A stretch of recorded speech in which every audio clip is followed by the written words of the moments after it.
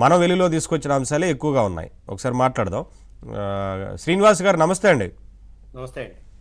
ఏంటి సార్, అలర్ట్గా ఉన్నారా? ప్రభుత్వం అలర్ట్గా ఉందా? గతంలో రహస్య భేటీలు మంత్రాలు కావచ్చు, ప్రస్తుతం జరుగుతున్న ఇవన్నీ చూస్తుంటే ఏం చెప్తారు? ప్రభుత్వాలు ఎప్పుడు కూడా అలర్ట్గానే ఉంటాయి అనుకోండి, దాని గురించి కాదు. కానీ ఈ సివిల్ సర్వెంట్లు, ఐఏఎస్ ఐపీఎస్ వ్యవస్థ పూర్తిగా భ్రష్టు పట్టిపోయిందని చెప్పడానికి నేనే వెనకాట్టలేదు. పూర్తిగా అంటే మెజారిటీ మంచి వాళ్ళు ఉండరా అంటే ఉన్నారు, చాలా తక్కువ పర్సెంట్ ఉన్నారు మంచి వాళ్ళు. వాళ్ళు ఆటోమేటిక్గా లూప్ లైన్లో ఉంటారు. ఎప్పుడో చంద్రబాబు నాయుడు లాంటి వాళ్ళు వచ్చినప్పుడు ఒకటి అరా వేస్తారు తప్ప తచ్చిమా వాళ్ళందరూ కూడా వాళ్ళ సహజంగా ఈ అవినీతి పరులైనటువంటి సివిల్ సర్వెంట్లు ఏ ప్రభుత్వం ఉన్నా కూడా లాబియింగ్ చేసి కీలకమైన పోస్టుల్లోకి వచ్చి వాళ్ళు డబ్బు కోసం గడ్డి తింటూ ఉంటారు. మనం చూసాం సార్. ఇవాళ మనం ఏదో ఎస్ఆర్ శంకరన్, మోహన్ కందా అంటే పివిఆర్కే ప్రసాద్ గారు లాంటి ఐఏఎస్లనే ఈ సమాజంలో ఇప్పుడు చూడాలంటే చాలా కష్టం. వాళ్ళు సమాజానికి ఎంతో సేవ చేశారు. శంకరన్ గారు కానివ్వండి, మోహన్ కందా గారు, పివిఆర్కే గారు. ఇప్పుడున్న ఐఏఎస్లు సమాజానికి మంచి చేయకపోతే పర్వాలా, చెడు చేయకుండా ఉంటే చాలని కోరుకుంటున్నారు అందరూ. ఇప్పుడు మనం ఎర్రా శ్రీలక్ష్మి గారిని చూసాం. అతి పిన్న వయసులో ఐఏఎస్ అయింది. ఆమె ఏ విధంగా జైలుకి వెళ్ళి తిరుగుటపాలో వచ్చేటప్పుడు ఏ విధమైన అనారోగ్యం పాలై వాళ్ళ భర్తను వాటేసుకొని బయటకు వచ్చిందో మనం చూసాం ఆ రోజు. కారణం ఏంటండి? కేవలం జగన్మోహన్ రెడ్డి అరాచకం. రాజశేఖర్ రెడ్డి గారు ఏదో పిలిచారు.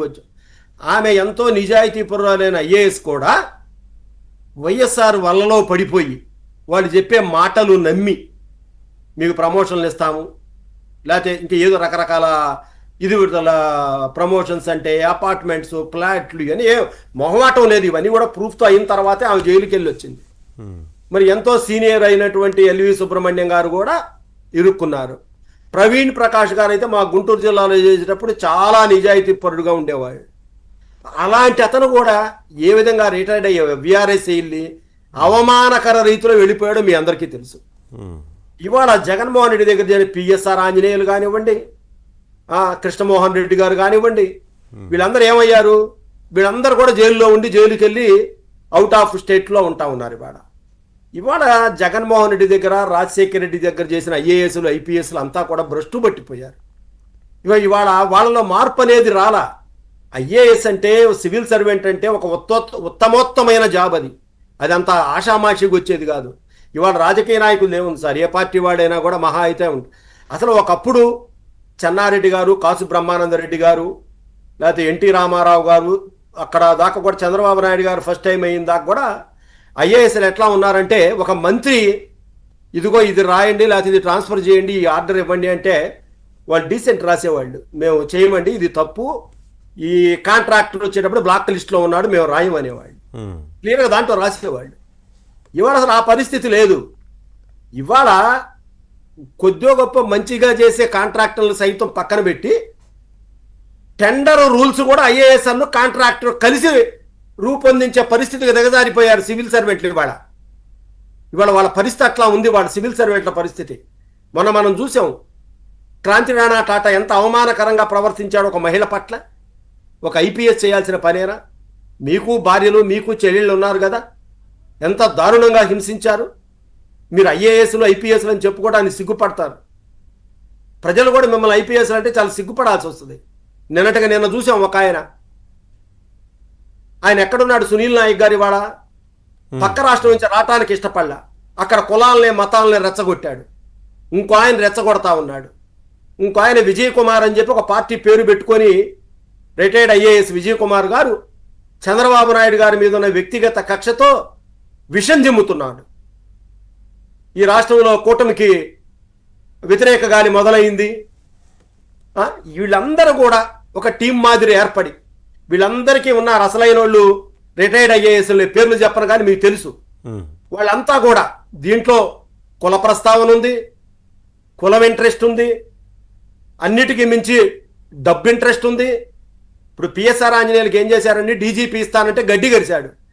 గడ్డి గరిసి గ్రూప్ 1 సంబంధించినటువంటి 160 పోస్టుల్ని పప్పు బెల్లాలకు అమ్ముకున్నట్టు 2 కోట్లకి 3 కోట్లకు అమ్ముకుంటే, ఒకసారి హైకోర్టు రద్దు చేస్తే ఆ గ్రూప్ 1ని ఏదో మళ్ళా సుప్రీంకోర్టులో స్టేలో ఏదో తెచ్చుకుంటే మళ్ళా నేను ఇక్కడికి వచ్చేటప్పటికి వాళ్ళందరి మీద కూడా జడ్జి గారు హైకోర్టు జడ్జి ఇచ్చాడు. వీళ్ళందరినీ కూడా అప్రాధాన్యత పోస్టుకి బదిలీ చేయమంటే వీళ్ళందరినీ వాళ్ళ దగ్గర దగ్గర ఒక 40-50 మంది డిఎస్పీలు, 40 మంది ఆర్డీఓలు లూప్ లైన్లోకి వెళ్ళిపోయారు. కూర్చోబెట్టి జీతం వేయటం వాళ్ళ ఏది జగన్మోహన్ రెడ్డి చేసిన అరాచకానికి అవినీతికి బలైపోయారు. ఇప్పుడు రాని నిరుద్యోగులు బలైపోయారు. ఇప్పుడు ఈ సెలెక్ట్ అయిన వాళ్ళందరూ డబ్బులు పెట్టి కొన్నారా అంటే నేను ఒప్పుకోను, కొనలా. కొంతమంది విఘ్నతతోనే చదువుకొని రాశారు, కానీ బలైపోయారు. ఇక్కడ పిఎస్ఆర్ ఆంజనేయులు ధనదాహానికి అదే గనక చంద్రబాబు నాయుడు గారు హయాంలో నియమితులైనటువంటి ఎన్ ఉదయ భాస్కర్ అని ఆయన ఉంటే ఈ విధంగా జరిగేదా? అతన్ని బెదిరించి ఎస్సీ ఎస్టీ కేసు పెడతామని బెదిరించి గందరగోళం చేసి ఇతన్ని ఇన్ఛార్జిగా, అసలు ఎవడైనా పిఎస్ఆర్ ఆంజనేయులు అనేవాడిని అంత కీలకమైనటువంటి ఏపీపీఎస్సీకి అదనపు ఇన్ఛార్జి సెక్రటరీ వేస్తారండి? అతను గుంటూరు హాయ్లాండ్లో పేపర్లు పెట్టి మంగళగిరిలో గుంటూరులో ఆటో డ్రైవర్లు, సప్లయర్స్, హోటల్లో సప్లయర్స్ చేత పేపర్లు దిద్దిచ్చాడు. ఏమనాలండి? వీళ్ళు అసలు ఉరిదీసిన పాపం ఉందా? ఎందుకంటే నిరుద్యోగులు వాళ్ళ చెవులుకుండే కమ్మెలు, చివరికి పుస్తెలు, తాళిబొట్లు కూడా తాకట్టు పెట్టుకొని గుంటూరు, విజయవాడ, హైదరాబాద్లో గ్రూప్ 1 గ్రూప్ 2 కోచింగ్ తీసుకున్నారు సార్ వాళ్ళు. నేను ఇవాళ అవనగడ్డలో చెప్తా ఉన్నా, అవనగడ్డలో డిఎస్సికి పెట్టింది పేరు. వేల మంది అక్కడి నుంచి సెలెక్ట్ అవుతారు. ఆ డిఎస్సి పిల్లల్ని నేను ఒకరోజు ఎందుకు అడిగితే వాళ్ళు అన్నారు, ఏంటయ్యా మీరు ఎక్కడెక్కడి నుంచో రాష్ట్రం మొత్తం నుంచి వచ్చారు, 6-7 నెలలు 8 నెలలు కోచింగ్ ఎట్లా అంటే, సార్ పగలు సిమెంట్ పనికి పోతాం సార్ పగలు కూలీకి పోతాం సార్ పగలు పత్తి ఇవ్వటానికి వెళ్తున్నాం సార్. పిల్లలు, ఆడపిల్లలు కళ్ళమ్మ నీళ్లు తిరిగినాయి. వాళ్ళ రక్తమా మీరు దాగేది? మీరు పేరుకి ఐఏఎస్లు, ఇవా మీరు చేయాల్సిన పనులు? ఇవాళ సీతారామాంజనేయులు చేసిన పనికి, గౌతమ్ సవాంగ్ చేసిన పనికే కదా గ్రూప్ 1 అధికారులు దేనికి కొరగాకుండా పోయారు. ఇవాళ ఇటువంటి ఐఏఎస్ అసలు ఇవాళ ఐఏఎస్లు ఐపీఎస్లు అంటే అసలు ఐఏఎస్ అంటే ఒక దారుణంగా తయారయ్యారు. ఇవాళ నేను ఒకటే చెప్తా ఉన్నాను సార్, నేను ఇవాళ ఒక రాజకీయ నాయకుడు కాదు సార్, వాళ్ళల్లో వాళ్ళు మార్పు రావాలి. వీళ్ళు ఏదో ట్రైనింగ్ లో వీళ్ళకి అవార్డు ఇచ్చి ట్రైనింగ్ అయిపోయిన తర్వాత పంపించడం కాదు.